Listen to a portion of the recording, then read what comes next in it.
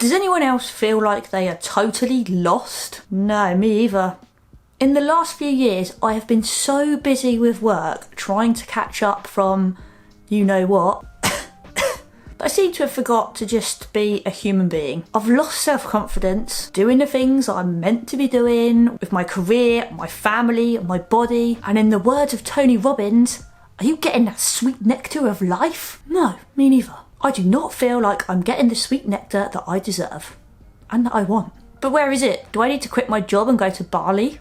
Maybe it's at the top of Mount Everest. Do I need to try these 12 life hacks that are going to flip my life upside down? And then I get that sweet nectar.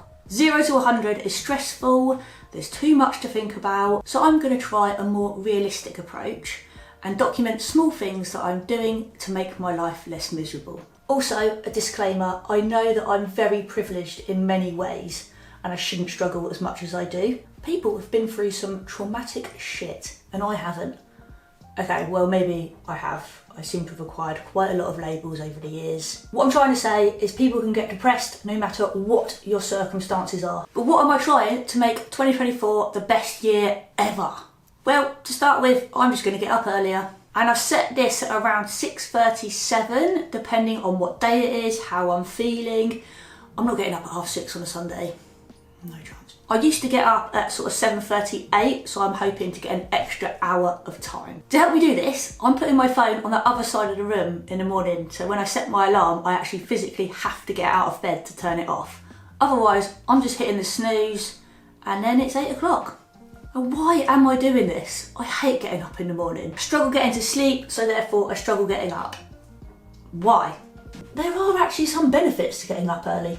Some of these include having more time, something that I complain about not having enough of, using that time for exercise, planning the day, stretching, making food, just not being stressed and rushed in the morning and not going on Instagram. Also, better night's sleep. I find that I am actually tired when it comes to the evening. At like 10 o'clock, I feel like I'm going to fall asleep wherever I am. And more sleep includes better mood, better concentration, and more energy. Normally it takes me like an hour to wake up and I feel like I'm a bit of a zombie for that first period.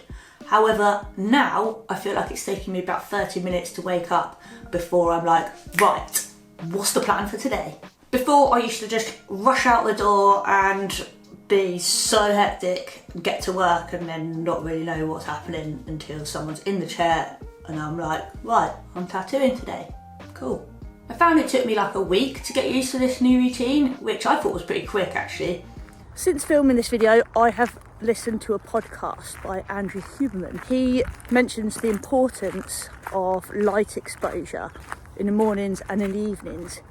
So in the morning, having like direct sunlight in your eyeballs for about 10 minutes, especially a low sun, and how important that is to set off your sleep rhythm better.